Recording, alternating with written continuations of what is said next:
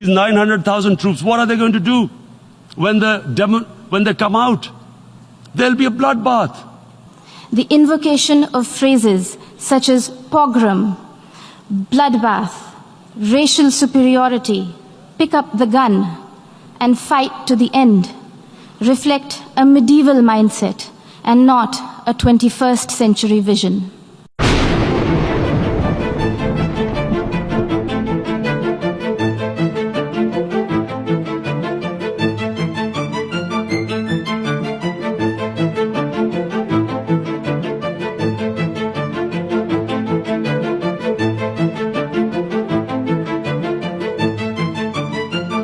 I want to repeat here, this is one of the most critical times.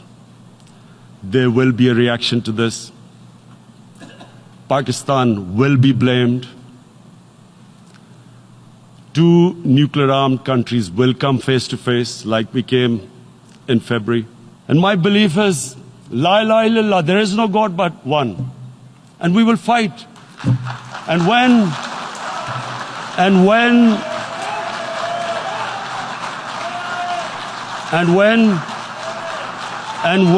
a nuclear-armed country fights to the end, it will have consequences far beyond the borders.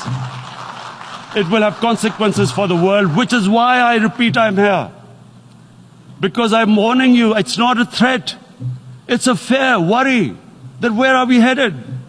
Prime Minister Imran Khan's threat of unleashing nuclear devastation qualifies as brinksmanship, not statesmanship. Even coming from the leader of a country that has monopolized the entire value chain of the industry of terrorism, Prime Minister Khan's justification of terrorism was brazen and incendiary. For someone who was once a cricketer and believed in the gentleman's game, today's speech bordered on crudeness of a variety reminiscent of the guns of Dara Adam Khel. They actually went against the Indian Constitution. Illegally, they revoked Article 370, which gave Kashmir the special status. They got an extra 180,000 troops there. That what sort of a mindset would lay siege to 8 million people with 900,000 troops? Women, children, sick people, locked in as animals. Does he think that people of Kashmir will quietly accept the status quo because India has changed the constitution and taken away the special status? They'll accept that?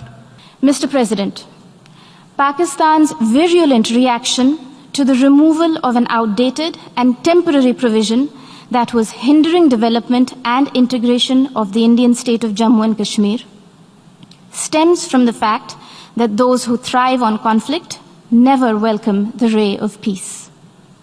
While Pakistan has ventured to upstream terrorism and downstream hate speech there, India is going ahead with mainstreaming development in Jammu and Kashmir.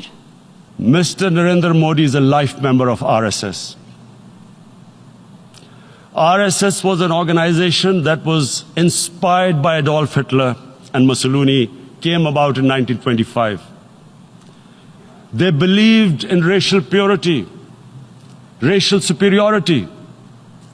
They also believed they were an Aryan race like the Nazi believed they were an Aryan race. This RSS believed in the ethnic cleansing of Muslims from India.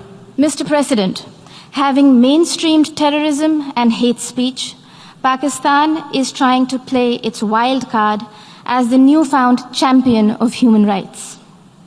This is a country that has shrunk the size of its minority community from 23% in 1947 to 3% today, and has subjected Christians, Sikhs, Ahmadiyas, Hindus, Shias, Pashtuns, Sindhis, and Balochis to draconian blasphemy laws, systemic persecution, and blatant abuse and forced conversions. Their newfound fascination for preaching human rights is akin to trophy hunting of the endangered mountain goat, the markhor. This is openly stated. You look at the the founding fathers of RSS, Golwalkar and Savarkar. Just Google them and you'll find out. And this ideology of hate is what murdered the great Mahatma Gandhi in 1948. It was this ideology of hate that made Narendra Modi in 2002 do a pogrom against Muslims in Gujarat when he was the chief minister. Pogroms, Prime Minister Imran Khan Niazi, are not a phenomenon of today's vibrant democracies. We would request you to refresh your rather sketchy understanding of history. Do not forget the gruesome genocide perpetrated by Pakistan against its own people in 1971 and the role played by Lieutenant General A.A.K. Niazi. A sordid fact that the Honorable Prime Minister of Bangladesh reminded this assembly about.